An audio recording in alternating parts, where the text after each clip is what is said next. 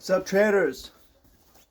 Today's topic is going to be on a complete risk management plan using prop firms. And this is from the experience of someone who I passed 15 straight challenges at one point and payouts, got up to $800,000 in funding, had about $40,000 in withdrawals, and then I went on to blow those accounts, and I'm in the process of going through the funding process again, but now with a lot more experience and knowledge. So just to be transparent of why I'm someone you should listen to is because not only have I passed the challenges consistently, but I got big payouts, but I've also lost those challenges or lost accounts, so I understand both sides. I understand the struggle, I understand the success, and I'm going to share with you a complete risk management system. Now, before we get into this risk management system, any system of rules is only as good as your ability to follow it. So there's two things are really important in trading. One is having clear rules. The second is ability to follow the rules. And in clear rules, you need clear rules for your personal life, you need clear rules for your system, and you need clear rules for your risk management. And then you need to follow those rules. And a lot of the time, a lot of the problem is not having clear rules. So it allows you to do anything without breaking rules, right? Or you have rules and you break them. And for me, it's always helped me in my life to create rules, get organized, do personal accountability. And something that I've learned as I've gotten older, which is really helpful, is praying. Sounds cheesy and corny, maybe, to some, but asking God for help and tracking it. So, these are my rules. It's only as good as my ability to follow them. And whatever rules you make based on what I share, only as good as your ability to follow them. But let's start with our prop firm rules for risk management. Let's get into it. So, the first one, take notes because I'm not going to keep them all up here necessarily. One is only prop firms, no personal accounts. Why?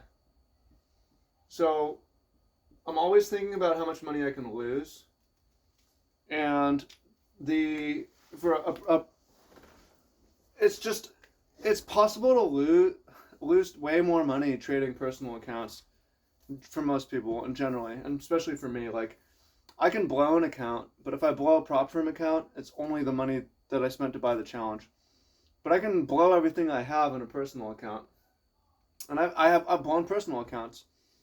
And it's a lot more costly to blow a personal account than to blow a prop firm account.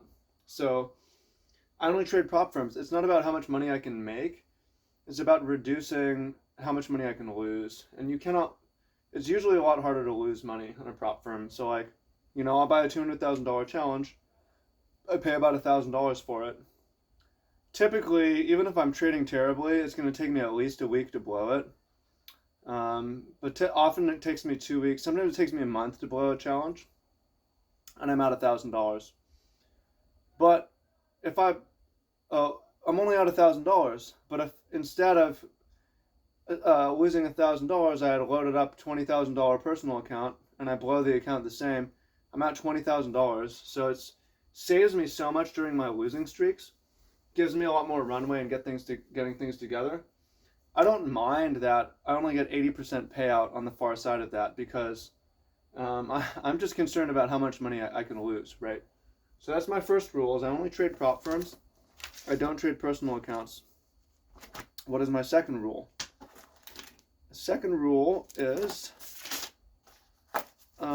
this is a great rule, and this is a way to reduce risk and a way to scale. Okay, so can only pay for a challenge after what? After passing a challenge, okay? So if I've blown all my accounts, or if you're just starting, if I've blown all my accounts, something's wrong with me, as of right now. If you're just starting, there's no reason to think necessarily you're going to win. You want to figure out how it works. Take a free challenge on FTMO. It's only 5% profit target. it's pretty easy to pass. If you cannot pass it, you shouldn't be trading. If I cannot pass it, I shouldn't be trading, right? So I can take free challenges whenever, but I can only pay for a challenge after passing a challenge. So with the free challenge. Now, after I pass a challenge, I pass a phase 1. Now I can risk again. I can take another phase 1. When I pass my phase 2, I can risk again. I can pass another phase 1. So it is possible that I blow all 3 of these accounts, but there's also a way for me to scale up. And this is how I was able to get 800K capital so quick, is I didn't pay for them all at once. I paid for one, I passed, I paid for another one, I passed both, I paid for 2 more, I passed both, I got a payout, I got multiple payouts, take 2 more challenges. Now I'm trading 10 challenges at once. I have 4 funded accounts, I have 6 in phase 2, whatever. I ended up blowing them, so that's something we're going to come back to later. But this is a way to reduce risk and scale. Like once all your accounts are blown, back to the free demo, right? Or if you're just starting, take that free demo trial, pass. But once you're on a roll as well, like if you're rolling and you're passing challenges, take more challenges, right? You're doing good. So this is a rule for scaling. Now, here's a rule. So max 2% risk per account. Max 1% risk per account in 5% or more and greater than 5% drawdown. So I can't risk across all my positions. In balance, I can't risk more than 2%. I can risk up to 2% across all positions. If I'm down 5%, I have to scale back and can only risk 1%. Now, this is kind of arbitrary and depends on what you want to do. Now that most prop firms don't have time limits, you could be more conservative and you could do 1%, you could do 0.5%. It's gonna, depending on how important that account is for you, that's a way to do it.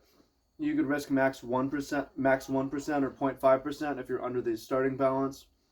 Risk 1% when you're above the starting balance. Maybe risk 2% when you're up 4%, something like that. This is what I'm choosing, but I think this is actually a lot less important than other things. I want a balance of decent drawdown properties, but I'm also going to be able to pass and get payouts fairly quickly if things go well. So I'm not even going to put it on here, but obviously one of my rules is I can't risk more than 5% in intraday drawdown because that automatically blows the accounts. But I don't need to put that on here because that's a built-in rule, and that's something that I've never crossed that. So I don't even need to put that rule. It just would be stupid to do it. But it does mean I need to do a lot of math sometimes. Okay. Here we go. So how did I blow so many accounts? Well, I blew a lot of accounts because my rules weren't clear. I don't think it was because I over-risked, actually. It was because I just couldn't win. I was taking bad trades. I was taking too many trades. And I wasn't following personal rules. I had no rules for a while. I had no rules. I wasn't holding myself accountable. So that's why. But one of the reasons why I blew on my accounts is because I was taking the same trade across every account. But now I've changed my trading system to trade the daily and to work for 4 asset classes. So I'm trading 4 asset classes now. I'm not just trading Bitcoin and ETH. I'm also trading gold and silver. I'm also trading US 30, 100, and 500.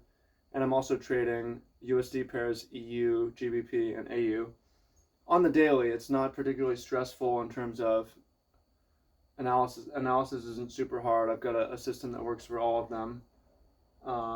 That's a swing trend following system. And part of my risk management is can't take the same trade across all accounts. This would have saved me from blowing up, having some diversification. I cannot specifically, can't take same trade. If we're going to be more specific,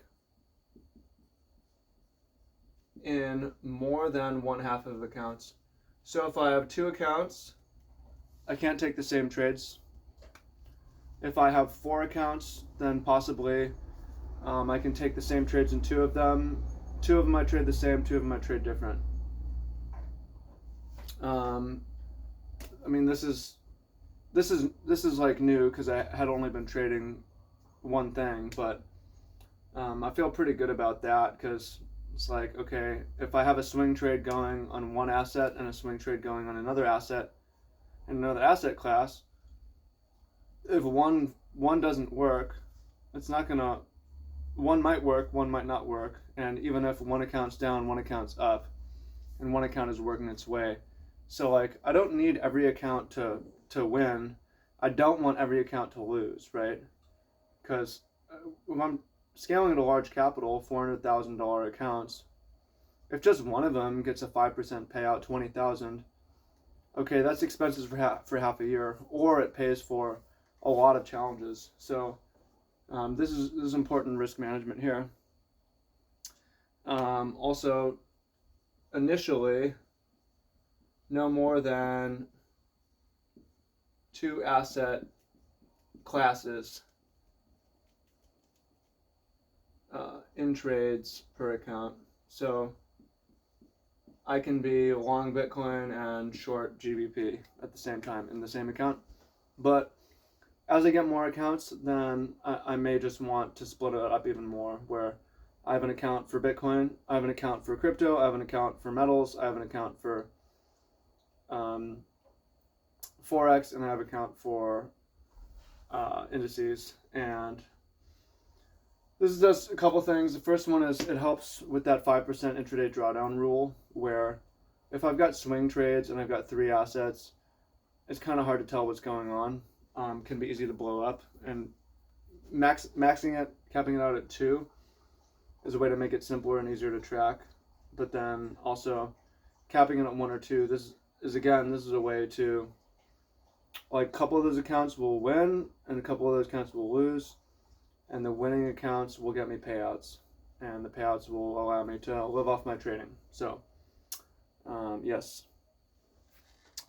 Okay, here's the last rule I have. Have to take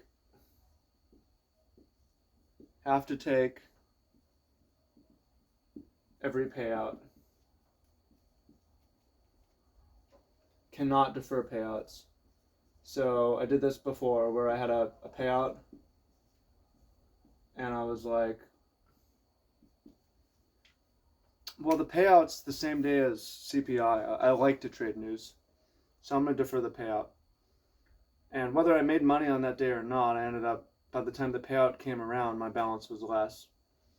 So I don't have any rules that I need to stop trading once I reach a certain amount, but if it's payout day, I'm taking the payout. If I want to stay in the trade, then I can take it in another account. And I have other accounts if I'm getting a payout, because if I'm getting a payout, it means I can sign up for a new challenge, and it means I've passed 2, so I should have 2 challenges. I should have up to 3 challenges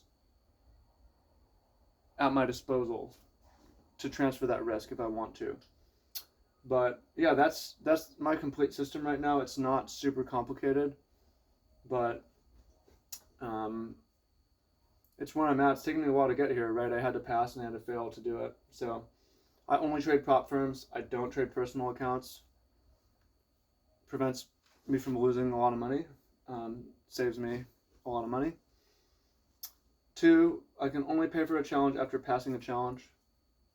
3, I can risk up to 2% per account, no more. I cannot risk, and this is across all trades, I cannot risk more than 1% if the account's in 5% drawdown.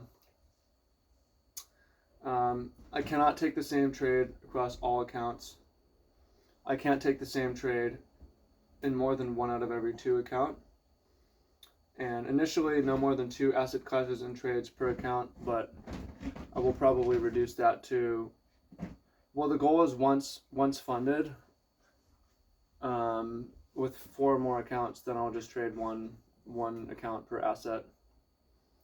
5, I have to take every payout, cannot defer payouts. So yeah, and then this is this will help me follow my rules, asking God for help, and then just tracking them. So far, it's been great. Yeah, so hope you find that helpful and useful. Let me know what you think in the comments, and much love. Let's get it.